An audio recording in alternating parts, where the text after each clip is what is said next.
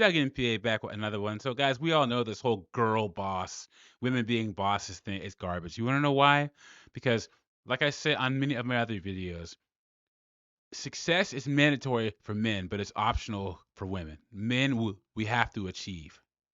Women, they reserve the right to change their minds whenever they want. They can be doctors, lawyers, business owners. And if something comes up, if they have a kid or their feelings change, they just say, nope, no way, not anymore.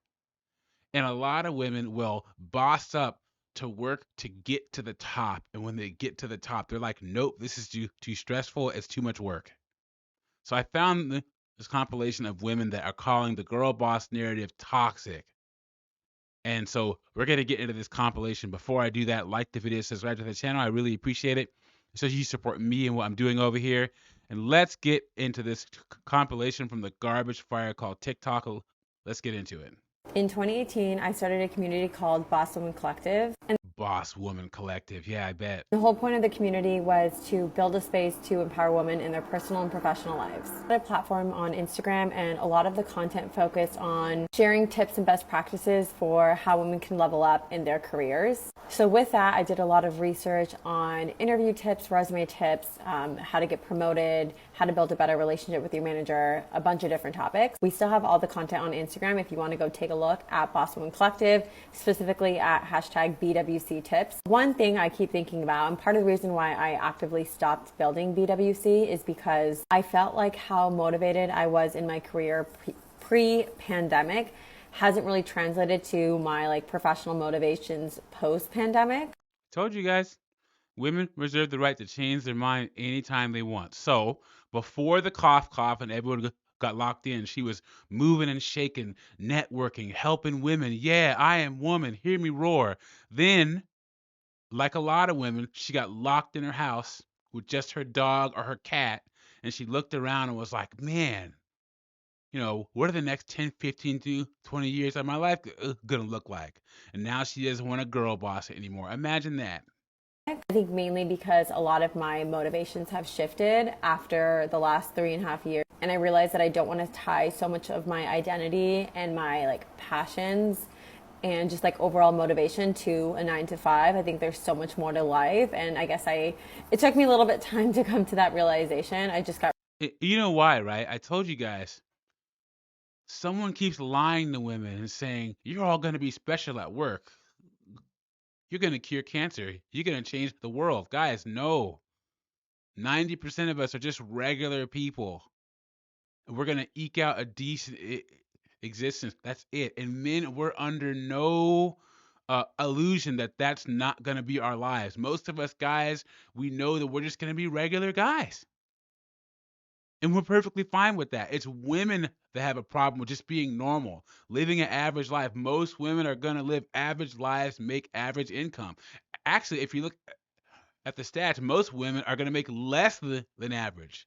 But they all think they're special, guys, and I have no idea why. Got really sucked into the toxic girl boss mindset. Now I'm at the point where I do work a 9 to 5. I do have passions and interests outside of work.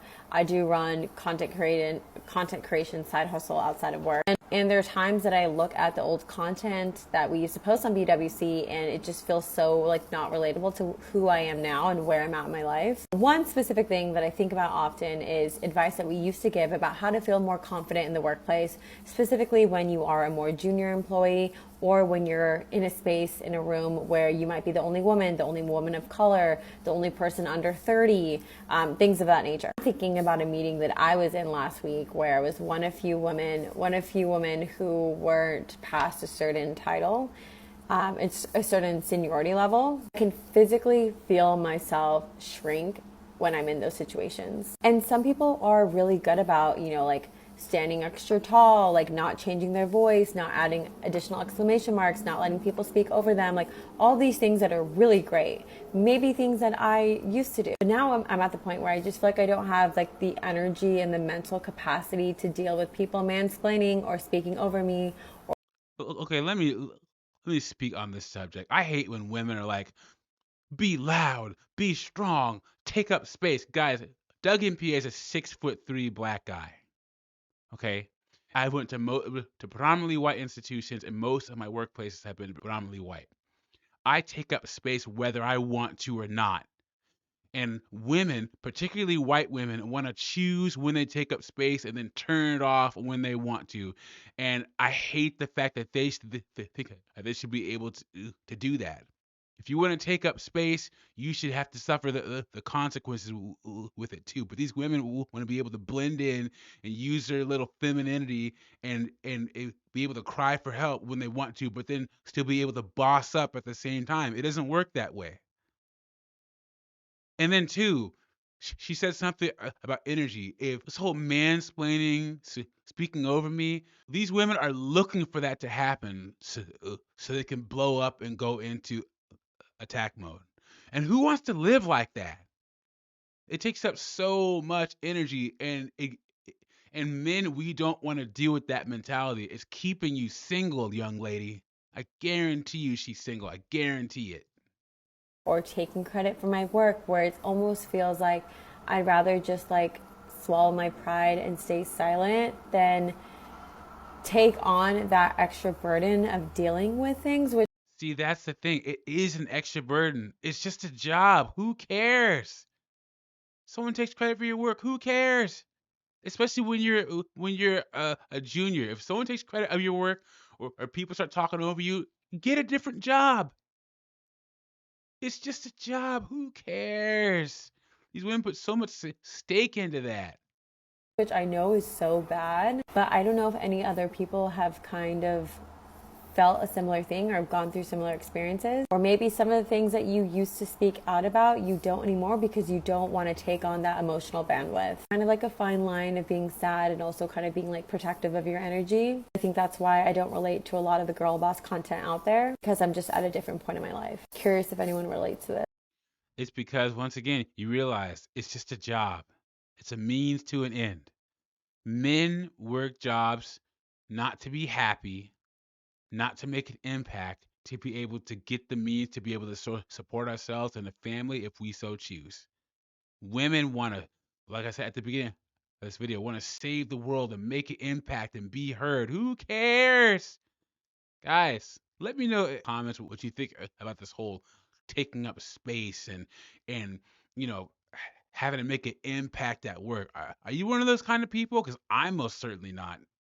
If you're a millennial woman, then I can almost guarantee that you grew up in this girl boss mentality. We all know that's true, guys. This, I don't need a man and I can do it all on my own. Being hardcore feminists and believing that women should, in fact, rule the world. And this mentality has come from the fact that for quite some time we haven't been able to trust men to be safe spaces, protectors and providers. And the sad part about that is, how did that happen? These women's mothers who were married, enjoyed lives married to men, not out here by themselves, told these women that they can't trust men. How sad is that? Their mothers failed them. And it's like, if men are so bad, why didn't your mom leave your dad? She knew better. But she created this mentality in her daughter and these women that you can't trust men, and all these women are out here by themselves. It's sad. And as strong, independent women, we have been raised on either end of the spectrum. Some of us from homes with absent fathers, and some of us from homes where girl dads don't even trust other men. Well, most of the time it's girls without fathers, particularly in the black community. Doug and PA is black, and I can tell you, most of the children, I think it's like 70% or 80% of our children don't have fathers in the home. And why? Because the mothers picked the wrong guy to have a kid with. 54% of black men are single and childless, and 30% of us are married. So about 16% of the 16% of men are making 80% of the children. How sad is that? And so they instill this girl boss mentality, and we need to do everything on our own, for ourselves, by ourselves, and never put any trust or faith into the other men in our lives. I personally come from a home with a masculine father who had no trust, no faith in other men and how they behave. And unfortunately, in a lot of cases, he did prove to be right. So reiterating in me again that it was all on me. It's because she picks the wrong guys. I guarantee you, she messes around with Chad Chaddington and Tyrone Jenkins. I guarantee you, if a woman talks like that, most of the time my father was right about men. It's because you don't know how to pick, and you don't talk to your father about the kind of guys you're dating. That's why. Telling you, we all know this story, guys. Tell me I'm lying. I had to push forward, forth, make my own path, make my own money, do everything, which brings about so much masculine energy into my life as a young feminine woman. Yeah, and no guy wants to deal with that either. And now, after growing up and experiencing a lot of those relationships, and getting run through, the girl boss mentality is truly flawed in so many ways. It is truly toxic in so many ways. And it's one of those things that I don't think we ever thought about how that would affect us in our relationships. And I think we need to be... It's because no one can tell you anything. That's why. No one. You can't tell me there weren't a couple of people in her lives telling her, if you keep doing this, you're going to be single for the rest of your life. She wasn't listening. Or even if she had a group of women around here perpetuating this toxic girl boss mentality, she should have just looked at the results in her life. Why is she single? Why does she keep getting run through and guys keep leaving her? She keeps having all these toxic experiences with men. It's your toxic girl boss mentality. Kevin Samuels said the best. Most of the time, ladies, it's the men you pick, and the problem is in the mirror. Very cautious about how we proceed with the millennial girl boss mentality moving forward into the future and what we are teaching future generations. I'm Christy J. I'm out here sharing. Yeah, she's another one. Her mom and dad apparently lied to her and said, you can't trust men. Men are terrible. Do it all by yourself. And I guarantee you, her mom and dad are still married. And she's out here all by herself. One of the greatest magic tricks ever played, guys. I leaned in. I girl bossed. I built 2 successful companies. I have thought this for so many years. The girl boss movement is toxic. Early in my career, I had a boss highly encourage me to read the book Lean In. So many of my female colleagues talked about how it was the greatest book ever written for women in media, business, tech. But I thought it was totally out of touch and unrelatable. And it's largely because I felt very disconnected from the author's background and story. I also think the whole girl boss movement was all about retrofitting women into pre-established norms. What she's trying to say is the girl boss movement is turning women into men. Like the right way to go about being a boss or conducting business is like a man. And they go through history and try to cherry pick and rewrite history to be able to enforce this narrative. That's what she's talking about. The movement kind of said subtly that women had to adopt these masculine traits in order to be taken seriously in corporate settings. But why? Why is the standard way that we operate glorified? Workers today don't want to work the 9 to 5.